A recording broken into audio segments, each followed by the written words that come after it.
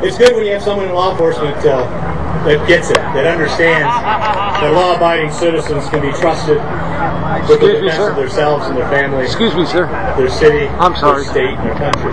No, you're fine. You're way out of the way. I'd like to introduce this next guest. You know, he's our youngest. Once you get in this area, graduated from the University of Kentucky. But that's okay. Going on to law school, so we won't hold that against him. Yay, Kentucky. He is the Director of Public Relations for a very active and very important organization called Students for Concealed Carry on Campus.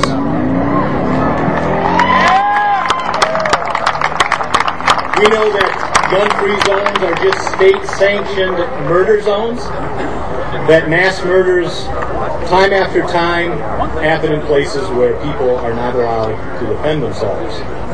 And when the state continues to sanction that, that's state-sanctioned murder. One of the places where people are not allowed to protect themselves in many states are on school campuses. As you know, I'm from Michigan. Michigan, unfortunately, has a law that says you cannot carry concealed inside classrooms and dorms, which is a state law. Unfortunately, the colleges can make ordinances and policies that forbid weapons. Right now, we have a couple of bills in the state that are trying to get through to eliminate those gun-free zones and to include public colleges and universities under our preemption and bringing them in as a local municipality so that they can enforce or enact any gun laws or policies more restrictive than the state. So it's my pleasure to introduce David Burnett, Director of Public Relations for Students for Concealed Carry. Please give him a hand.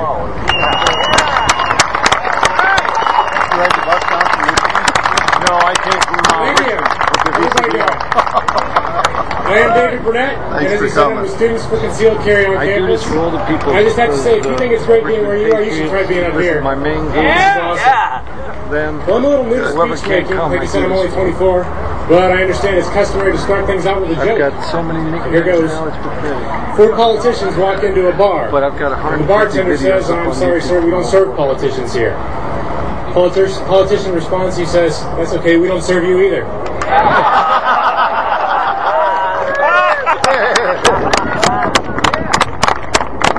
Yeah, some of us have to laugh at how true it is. Otherwise, you might have to cry at how true it is.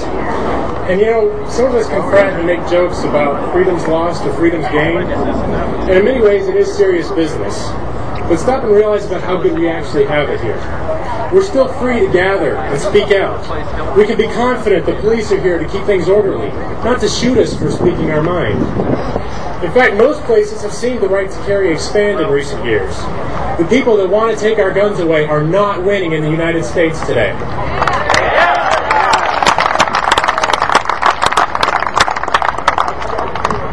Well, let me take that back. There's one place that the gun ban advocates have already won. There's a place back home that does not take our safety seriously, yet stoutly refuses to allow you to carry a concealed handgun for your own protection. That place is the average American college campus. They continue to endanger lives by banning the most efficient means of self-defense. 3 years ago, almost to the day, a young student took 2 guns and 400 rounds of ammunition and began systematically executing his classmates. Just a couple of months ago, a Harvard-trained professor took a gun and shot 6 of her colleagues. Contrast that with an attempted shooting at the Appalachian Law School in 2002. 2 students retrieved guns from their cars and stopped the killer before he ever actually got started. Yeah.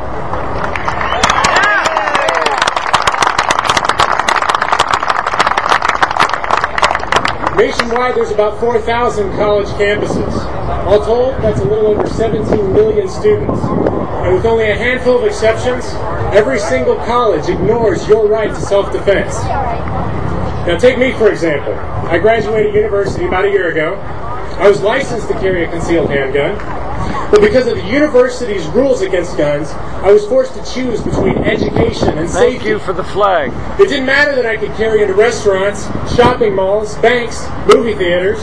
It didn't matter that the state authorities had checked out my record and that I recognized my right to self-defense in the state. It didn't matter that I or one of my classmates could become the next victim of the crimes that are committed on campus every day. No, it didn't matter to them. Colleges knew better.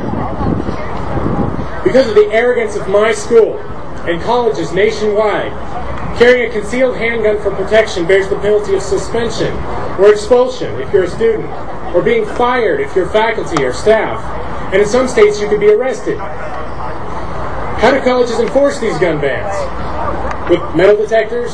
Armed guards? Sorry, sir. Any sensible way of actually enforcing a gun ban?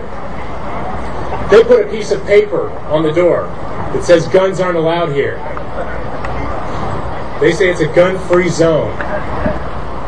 It sounds really nice to our opponents, this idea of a gun-free zone. It sounds really nice to the people that want to ban guns nationwide. It's a badge of honor to the colleges that brag about it like it's an achievement. Well, folks, gun-free zones appeal to only two groups of people in this world: the irrational, illogical, unreasonable anti-gun crowd and killers. Yeah.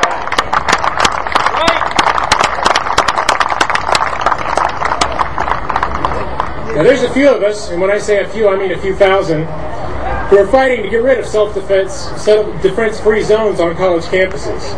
Students for concealed carry on campus got started just days after the Virginia Tech shooting. We're pushing this idea that the right to self-defense doesn't end where a college campus begins. Some think that's radical. I don't think there's anything radical about being allowed to protect myself.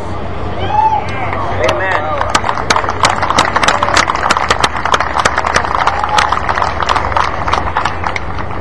We're pretty unique in the gun rights movement. Most of us are students. Also, we're all volunteers, every single last one of us. But for a bunch of college volunteers, we've already seen a lot of progress. Number one, we've got the mother of all gun ban groups, the Brady campaign, on our case. I should tell you something right there, Dan. Yeah. Number two, we've seen legislation proposed in 22 states. 22 states that would restore the right to self-defense on campus. So far, 3 of those bills have passed, and we're just getting started.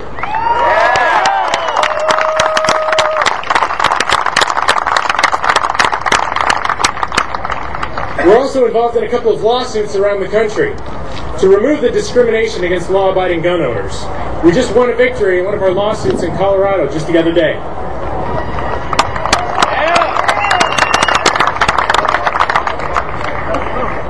2 weeks ago, we had our empty holster protest. I noticed some of you have the empty holsters today. Right on.